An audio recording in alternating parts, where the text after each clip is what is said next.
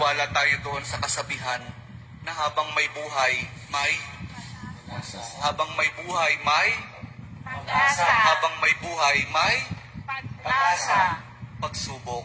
Dahil tayo katiwala ng Diyos, binibigyan din niya tayo ng iba't ibang klase ng pagsubok.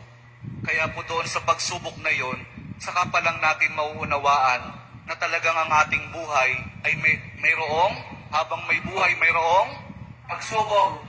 Habang may buhay may pagsubok. Pagbangon. Huwag niyong hayaan na kapag mayroon kayong pinagdaraan ng pagsubok, ay hindi kayo babangon. Kailangan mayroon tayong pagsumikap na pagtsatsagaan natin yung ating mga pagsubok na pinagdaraanan.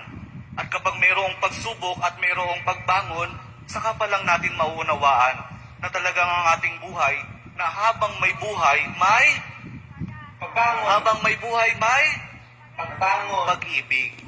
Ang pag-ibig na nagmumula kay Jesus lamang sa ating